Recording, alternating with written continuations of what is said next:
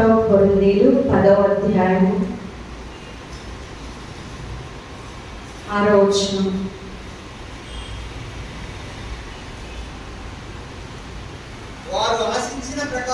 వారు ఆశించిన ప్రకారము మనము చెడ్డవాటిని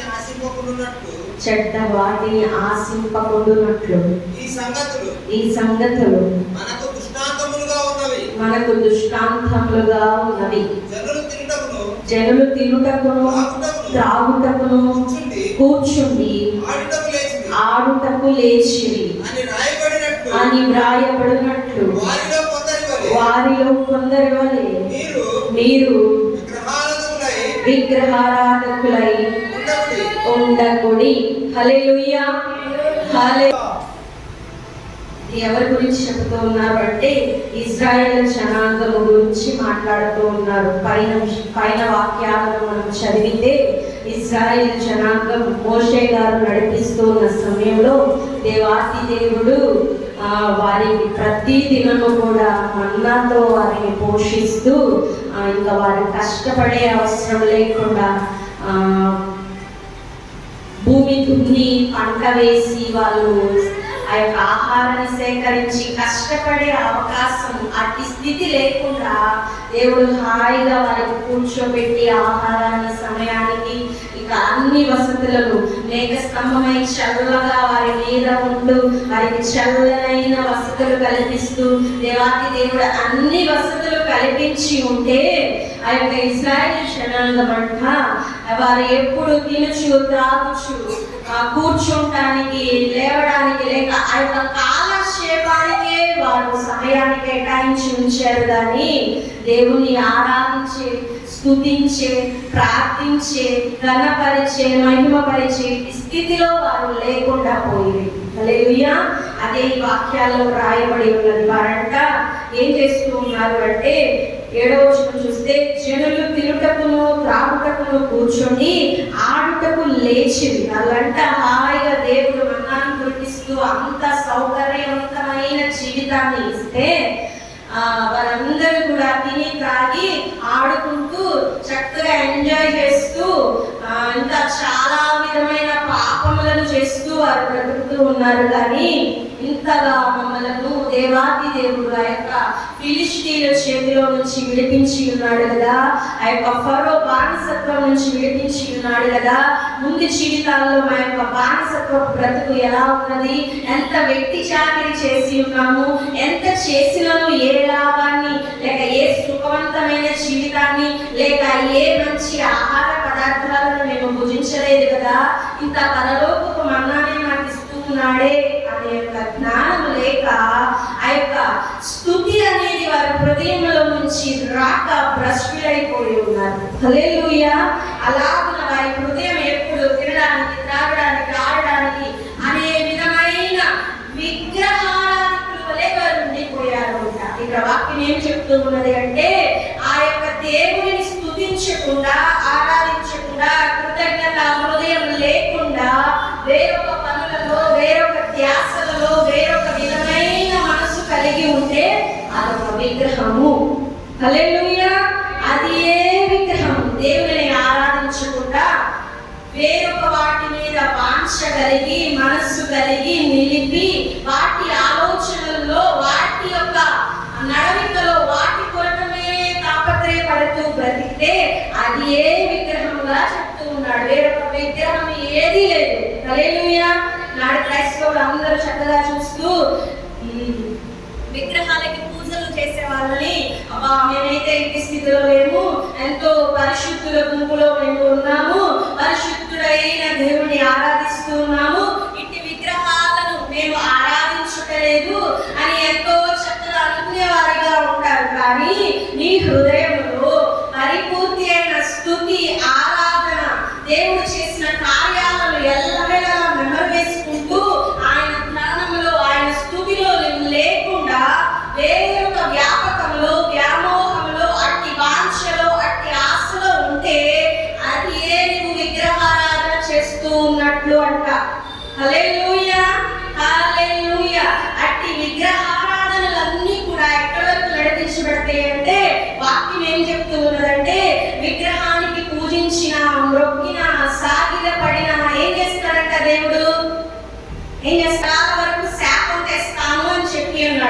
హల్లెలూయా, హల్లెలూయా. అంటే మన హృదయంలో దేవుని స్తుతించకుండా, ఆరాధించకుండా, ఆయనకి ఇవ్వవలసిన సమయాన్ని ఇవ్వకుండా వేరొకటి చేయుటయే విగ్రహారాధనగా ఉంటున్నది. అది చేసిన క్రైస్తవులందరూ కూడా, అట్టి స్థితిలో ఆరాధన లేకుండా ఉన్న క్రైస్తవులందరూ కూడా విగ్రహారాధన చేస్తూ ఉన్నట్లే. హల్లెలూయా, హల్లెలూయా. అలా కాకుండా ప్రతి ఒక్క దానిలో కృతజ్ఞత భావం కలిగి, స్తుతి కలిగి, ఆరాధన కలిగి, దేవాది దేవుని యొక్క నెమరు వేసుకుంటూ ఆయన జ్ఞాపకాలను, ఆయన గొప్పతనాలను, ఆయన యొక్క మహోన్నతమైన కార్యాలను నెమరు వేసుకుంటూ ఉంటే అప్పుడు నీవు దేవుని ఆరాధించిన వాడిగా, ప్రియమైన దేవుని జనాంగముగా ఉంటావు. ఆ విషయాలని దేవుడు ఈ రోజు మనతో మాట్లాడడానికి వచ్చి ఉన్నారు. పరిశుద్ధాత్ముడు మనతో మాట్లాడుచున్నాడు. అందరము మనం శ్రద్ధ కలిగి ఆలోచిద్దామండి. ఒకసారి ఆదికాండం చూద్దాము. ఆదికాండము 3వ అధ్యాయం 6వ వచనం. మంచిదియు కనులకు అందమైనదియు వివేకమిచ్చు రమ్యమైనదియునై ఉండుట చూచినప్పుడు దాని ఫలములో కొన్ని తీసుకొని తిని తనతో పాటు తన భర్తకు ఇచ్చెను. అతడు కూడా తినెను. హల్లెలూయా. మొదటిగా దేవుడి నుంచి దూరమైపోయే స్థితి ఎక్కడ వచ్చినది అంటే, ఆ యొక్క తినాలి త్రాగాలి అనే వాటికి వాంచగలిగి కళ్ళు వెళ్ళిపోయి మనసంతా వాటినే ఉండి ఆ రమ్యమైన దాని ఆ చూడగానే అట్రాక్ట్ అయిపోయే వాటి వైపు చూసి ఆ మనసంతా డైవర్ట్ అయిపోయింది కనుక, దేవుని మీద లేకుండా మనసు పక్కకి మరలించబడినది కనుక ఏం జరిగినదంటే దేవుడికి మనుషులకి శాశ్వత కాల దూరం ఏర్పడిపోయింది. హల్లెలూయా, హల్లెలూయా. విగ్రహముగా ఆమె హృదయంలో ఏమి వచ్చినది? అవ్వ హృదయంలో ఒక రమ్యమైన తినే ఆహారం వచ్చినది. దేవుడు ఏం చెప్పి ఉన్నాడు? మీరు అటువైపు వెళ్ళొద్దు, ఆ పండుగ ముట్టవద్దు అని దేవుడు చెప్పిన వాక్కును, ఆజ్ఞను పక్కన పెట్టి ఏం చేసినదంటే ఆ యొక్క ఆకర్షితురాలైపోయి ఆ యొక్క రమ్యమైన దాని వైపు ఆమె కన్నులు వెళ్ళిపోయి ఉన్నది. హృదయం అంతా కూడా ఆ తిందాము అనే ఆశ పుట్టినది కనుక విగ్రహముగా ఆ ఆశ ఉండిపోయి దేవునికి ఆమెకి దూరం ఏర్పడిపోయినది. హల్లెలూయా. నాడు ఇశ్రాయేలు ఈ అపవాదముల తర్వాత ఇశ్రాయేలు జనాంగం కూడా అదే చేసి ఉన్నారు. దేవుడు మన్నాను కురిపిస్తూ ఉంటే మోషే గారికి అంటూ ఉన్నారు కదా, తినడానికి మాంసం లేదు, మేము చక్కగా అక్కడ ఉన్నప్పుడే నాకు మాంసం తినేవాళ్ళం, మాకు మాంసం లేదు అని. ఆ దేవుడు ఏం చేశాడు? నీవు మమ్మల్ని ఏం చేయడానికి అరణ్యంలోకి తెచ్చేవని ఆ యొక్క దేవుడికి విరోధమైన ఆలోచనలు ఎలా వచ్చినాయి అంటే, ఆ తినడం లేక వేరే తినడం ఒక్కటే కాదు కానీ వాంఛగలిగిన ఆశలు హృదయంలో రావడం వల్ల దేవుని యొక్క వారు పాపం చేసిన వారిగా ఉండిపోయారు. దేవుని స్తుతించి ఆరాధించి దేవుడు చేసిన కార్యాలకు కృతజ్ఞత తెలిపే ఆ హృదయం పోయి వేరొక వాంఛ రావడం ద్వారా దేవుడికి ఇశ్రాయేలు జనాంగానికి దూరం పెరిగినట్లుగా ముందుగా అవ్వ దగ్గర కూడా అట్టికైనే జరిగి ఉన్నది. హల్లెలూయా.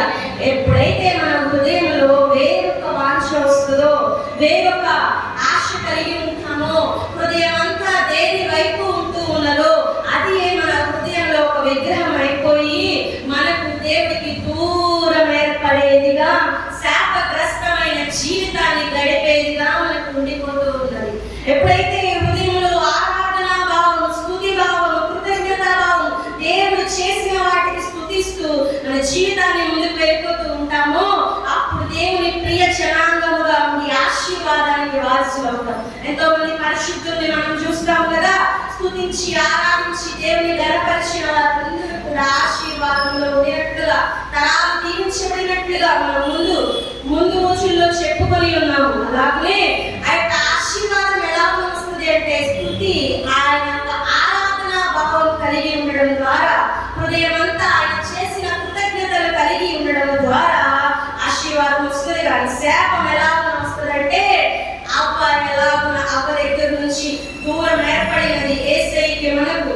దేవుడు చక్కగా చల్లకుండ వేళ కలిసే ఆ యొక్క సాన్నిధ్యం అంతైనా కూడా ఒక్క వాంఛ ద్వారా పోయినది. కన్నులతో చూసి అది కావాలి అని ఒక విగ్రహాన్ని ఆమెలో ఉంచుకోవడం ద్వారా శాపగ్రస్తురాలైపోయి దేవుడికి మనకి దూరం ఏర్పడిపోయి ఉన్నది. ఇశ్రాయేలు జనాంగం కూడా అట్టిగానే చేసి ఉన్నారు. మాకు ఇది సరిపోట్లా, ఇది సరిపోట్లా, ఇంకా కావాలి, ఇంకా ఏదో కావాలని దేవుడు చేసిన వాటిని స్తుతించకుండా వేరొకటి కావాలి అని ఆశపడడం మూలముగా వారు కూడా దేవునికి దూరం అయిపోయి వారు దేవుడు ప్రకటించిన ఆశీర్వాద భూమిని స్వతంత్రించుకోలేకపోయి ఉన్నారు చాలా మంది ఇశ్రాయేలు కూడా.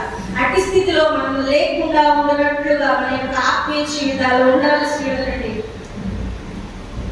లూకా సువార్త 10వ అధ్యాయం 14వ వచనం. ఇక్కడ మనం చూస్తే దేవుడు చెప్తూ ఉన్నాడు, ఆ యొక్క దేవునికి ఇష్టమైన ఆరాధన, దేవుని ఎదుట గడిపే ఆ యొక్క స్థితి మాత్రమే ఆయన కోరుకునేది, వేరొకటి కాదు. ఉత్తమమైనది దేవుని పాదాల ఎదుట ఉండు సమయమే అని ఆయన మాట్లాడుచున్నాడు. లూకా సువార్త 10వ 41 అండి, 10వ అధ్యాయం 41. అందుకు ప్రభు మార్త నీవు అనేకమైన పనులు గురించి విచారము కలిగి తొందరపడుచున్నావు గాని అవసరమైనది ఒకటే మరియా ఉత్తమమైన దానిని ఏర్పరచుకొనెను అది ఆమె యొద్ద నుండి తీసివేయబడేదని ఆమెతో చెప్పాను. హల్లెలూయా. ఇక్కడ మనం పైన వచనాలు చూస్తే మనందరికీ తెలుసు ఈ యొక్క మొత్తం దేవుడు చెబుతూ ఉన్న ఈ మాటలు ఏమై ఉన్నావో, ఈ స్టోరీ అంతా మనం ఎరిగి ఉన్నాము. అంటే ఏం చేస్తున్నారంట, మార్త దేవుని ఎదుట ఉండి ఆయనను ఆరాధించకుండా ఆమె వెళ్ళి ఆహార పదార్థాలు యేసయ్య కోసమే సిద్ధపరుస్తూ ఉంది, ఇంకోటి కోసం కాదు. యేసయ్య కోసమే ఆహార పదార్థాలు లేక వేరే యేసయ్య కోసం ఇంకేమి వసతులు ఆమె సిద్ధపరుస్తూ ఉన్నదో. అయితే మరియా మాత్రం దేవుని పాదాల ఎదుట కూర్చొని ఆయన చెప్పే మాటలు వింటూ ఆయనను ఆరాధిస్తూ కూర్చుని ఉన్నదంట. దేవుడు అంటూ ఉన్నాడు, ఎవరు ఉత్తమమైన పని చేసి ఉన్నారని? మరియా ఉత్తమమైన పని చేసి ఉన్నది. హల్లెలూయా, హల్లెలూయా. వేరొక ఆలోచనలు లేక, వేరొక వ్యామోహం దృష్టి అంతా మన హృదయం అంతా వేరే వైపు వెళ్ళకుండా ఎవడైతే దేవుని పాదాల ఎదుట కూర్చొని ఆయన వాక్కులు వినడానికి, ఆయనను ఆరాధించడానికి, స్తుతించడానికి ఆ సమయంలో ఆయన ఎదుట ఉంటాడో వాడే ఉత్తమమైన పని చేసిన వారు. హల్లెలూయా, హల్లెలూయా. 1, 2, 3 తారీఖులు మనం ఉపవాస స్తుతి ఆరాధనలు ఏర్పరచుకొని ఆ దినముల్లో ఆయన పాదాల ఎదుట కూర్చుంటూ ఉన్నాము, వాక్యములు వింటూ ఉన్నాము, ఇంకా ఆరాధిస్తూ ఉన్నాము, స్తుతిస్తూ ఉన్నాము, ప్రార్థనలు చేస్తూ ఉన్నాము. ఇవన్నీ కూడా ఉత్తమమైన పనులుగా యేసుక్రీస్తు వారు చెబుతూ ఉన్నారు. హల్లెలూయా, హల్లెలూయా.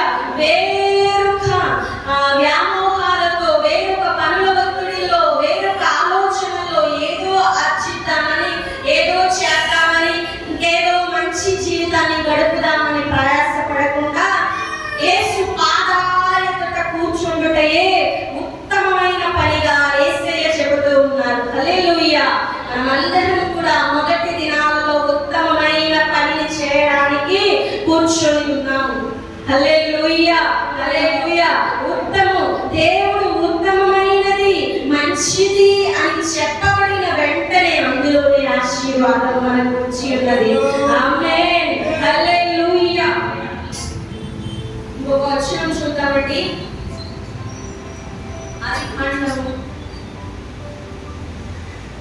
మార్కు సువార్త 6వ అధ్యాయం 32వ వచనం.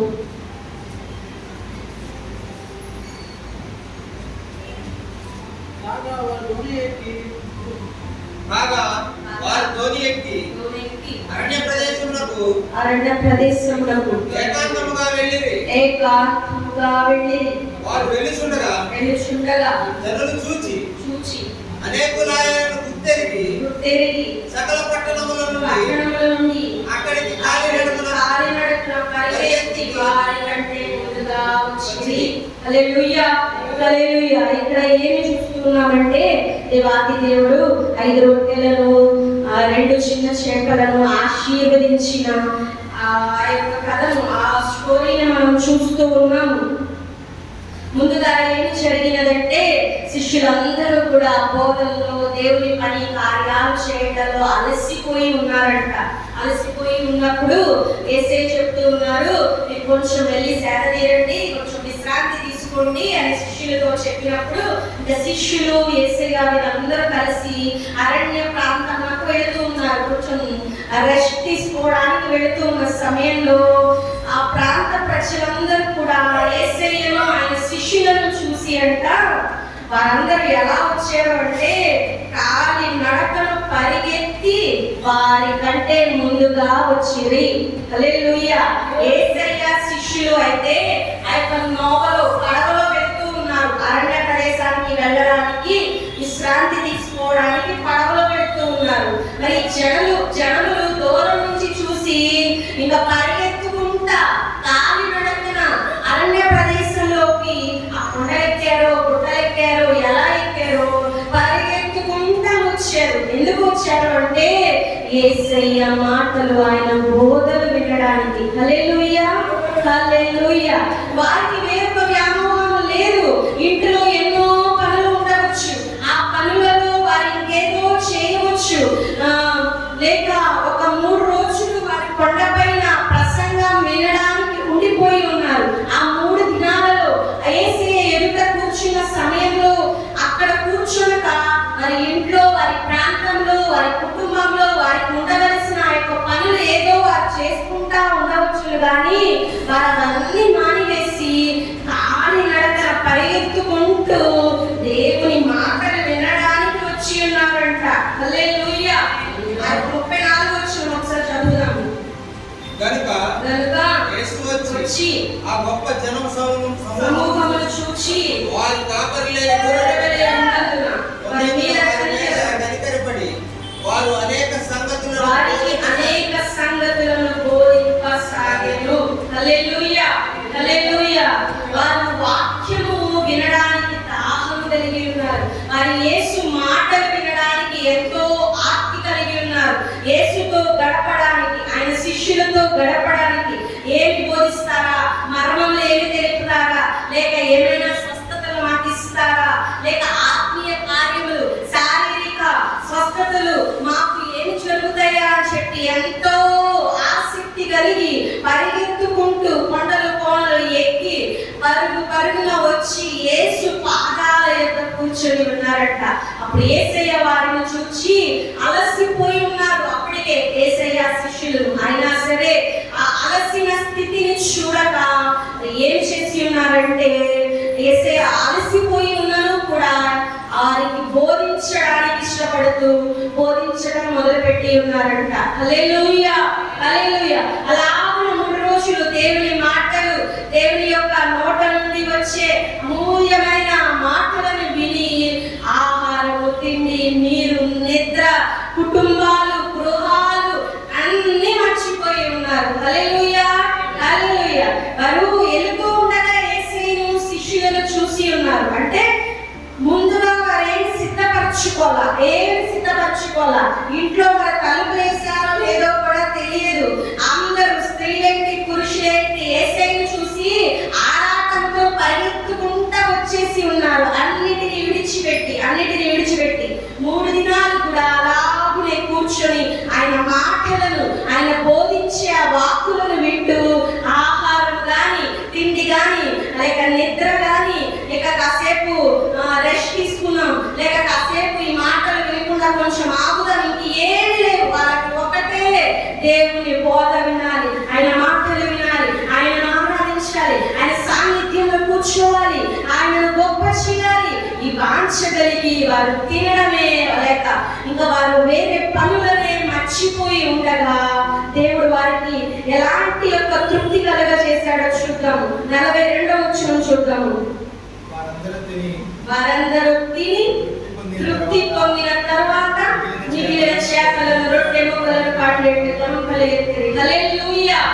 అదైతే ఇంటి గురించి కానీ, గృహం గురించి కానీ, వేరొక పనుల వ్యాపకాల గురించి కానీ ఏమీ ఆలోచించకుండా పరిగెత్తుకుని యేసుని వెంబడించి ఆయన ఎదుట కూర్చొని ఆ బోధను విని ఉన్నారు.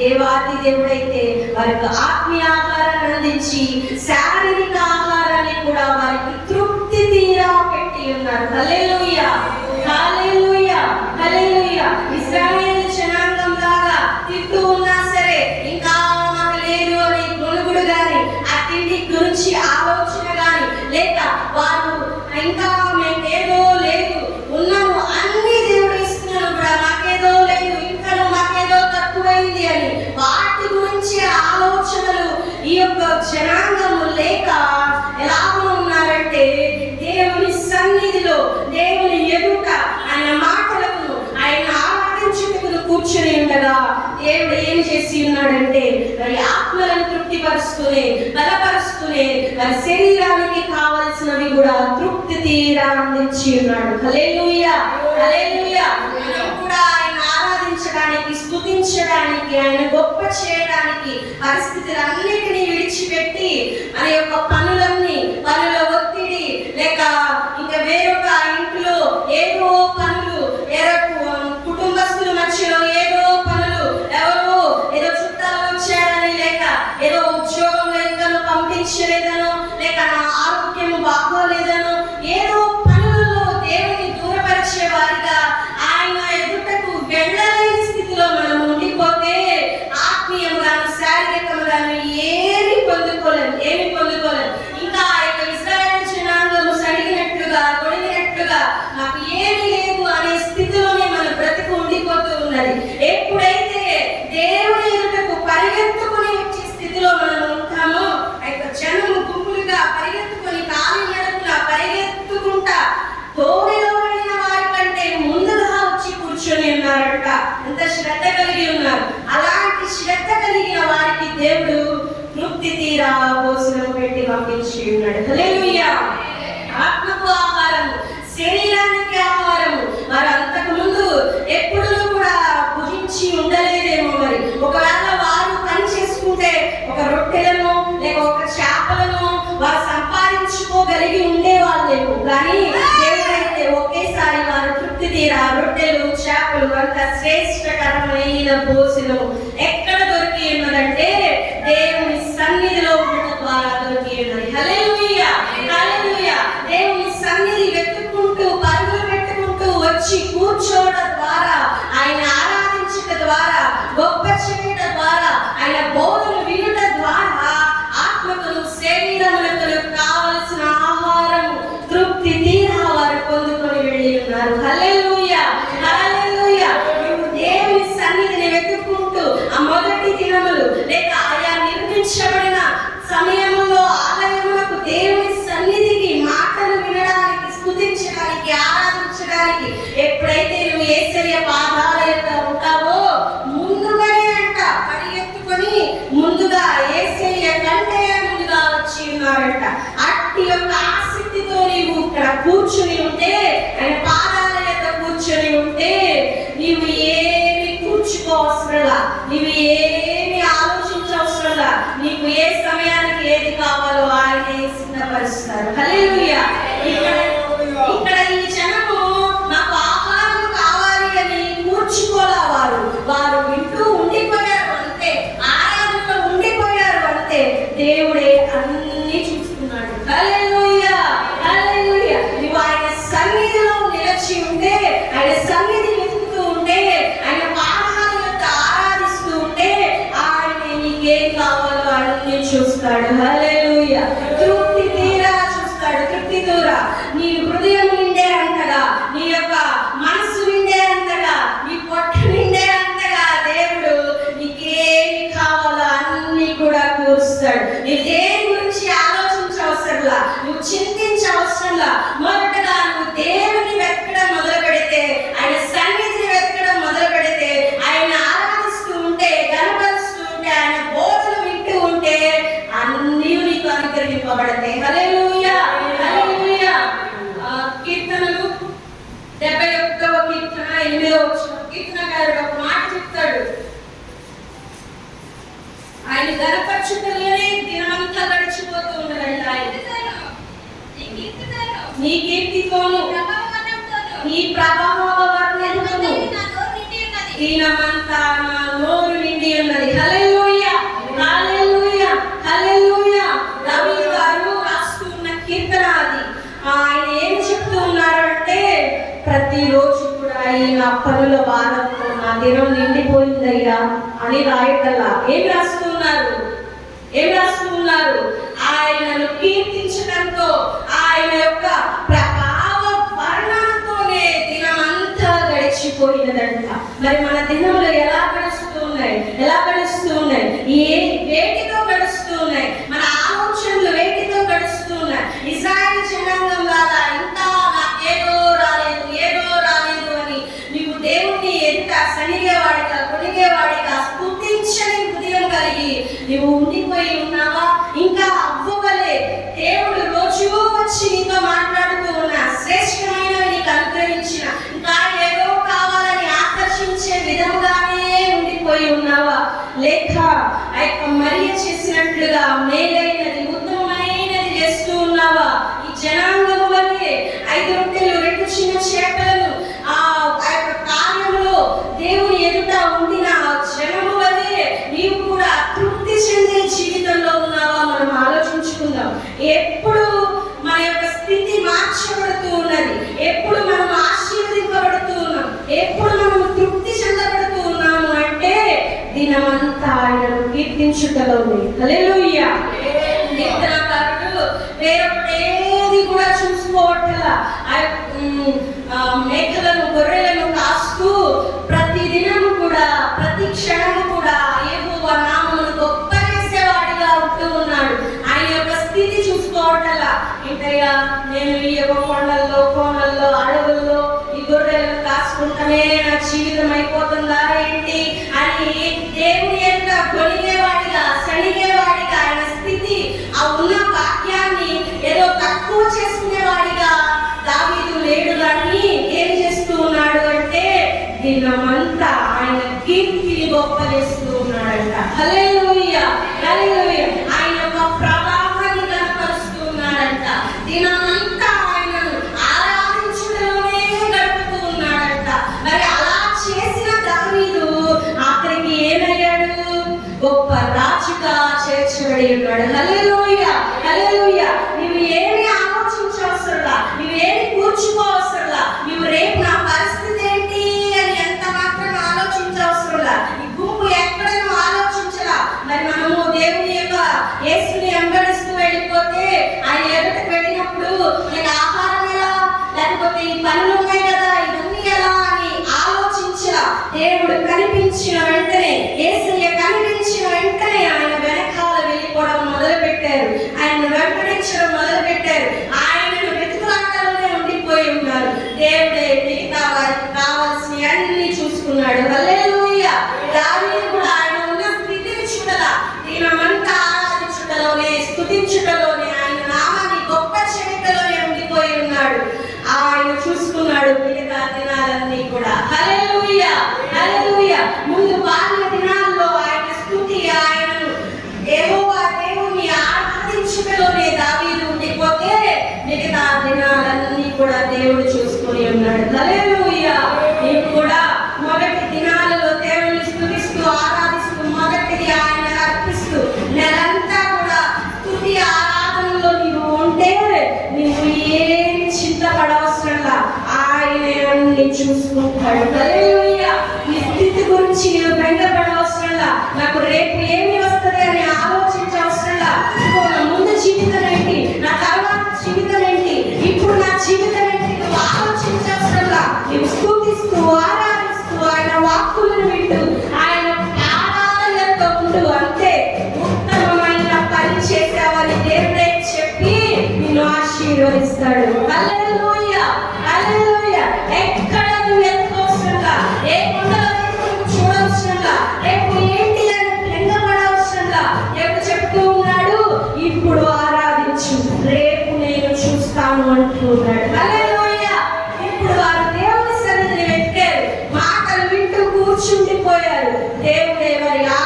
చూశాడు. నీవు ఆరాధిస్తూ ఉంటే, స్తుతిస్తూ ఉంటే, దేవుని సన్నిధిలో ఉంటే దేవుడే నీకేమి కావాలో, నీ ఆకలి ఏంటో, నీ శరీరంలో ఏ రోగం ఉన్నదో, నీ ఆత్మలో ఇంకా ఏ బలహీనతలో ఉన్నదో, నీవు దేవుని ఎదుట ఏమి చేయవలసి ఉన్నదో, నీ కుటుంబ జీవితం ఏంటో ఆయన అన్ని చూస్తాడు. నువ్వు ఏమి చెప్పవసరంలా, నువ్వు ఏమి అడగవసరంలా, నీవు కూర్చొని ఆరాధించు, స్తుతించు, ఆయన సన్నిధిలో ఆయన మాటలు విను, అంతే దేవుడే అన్ని నీ ఎదుట జరిగించుకుంటూ పోతాడు. హల్లెలూయా. ఎలా జరిగిస్తాడు అంటే తృప్తి తీరా జరిగిస్తాడు. వాడు తృప్తి పొంది ఉన్నారంట. మరొకసారి చదువుదామా? 42వ వచనం. వారందరూ తిని, మార్కు సువార్త 6వ అధ్యాయం 42వ వచనం.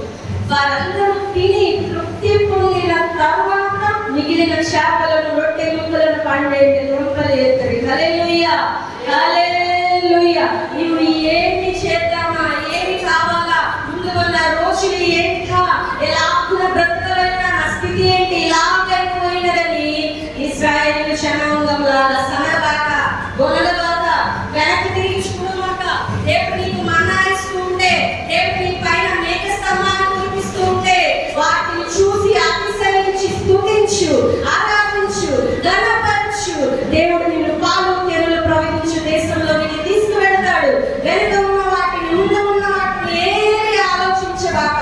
ఇప్పుడు ఆయన పాదాల ఎదుట స్తుతించడం నేర్చుకో, ఆరాధించడం నేర్చుకో.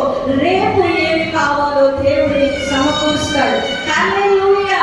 మత్తయి సువార్త 6వ అధ్యాయం 31వ వచనంలో మాట ఉంది కదా, ఏమి తిందమో త్రాగుదమో చింతించకుడు గాని ఆయన యొక్క రాజ్యాన్ని, నీతిని మొదట వెతకమని ఉంటుంది. దీవాకంటే అవసరం లేదు. మనం ఏమి తిన్నామా, త్రాగుదామా, రేపు ఏంటి, నా పరిస్థితి ఏంటి అని నీవు ఆలోచించుకో. మొదట ఆయన రాజ్యాన్ని, నీతిని, ఆయన ఆరాధించడానికి కూర్చొని ఉంటే దేవుడే రేపు అన్నీ నీకు సమకూరుస్తాడు. హల్లెలూయా. నీవు ఏమి చింతపడవసరంలా, రేపటి దినం కూర్చి దేవుడే చూసుకుంటాడు. ఎప్పుడు చూస్తాడు అంటే ఆయన నీతిని, ఆయన రాజ్యాన్ని నీవు మొదట వెతికినప్పుడు, ఆయన పాదాల ఎదుట కూర్చొని ఆయన వాక్కులను వింటూ ఉన్నప్పుడు, ఆయనను స్తుతిస్తూ ఉన్నప్పుడు, ఆయనను ఆరాధిస్తూ ఉన్నప్పుడు, ఆయనను ఘనపరుస్తూ ఉన్నప్పుడు, కృతజ్ఞతా భావం కలిగి ఉన్నప్పుడు, దావీదు వలె దినమంతా ఆయన యొక్క కీర్తిలో నీ మనసు నిండిపోయి ఉన్నప్పుడు, నీ స్థితి గతి మార్చివేసే దేవుడు నీ ఎదుట ఉన్నాడు. హల్లెలూయా.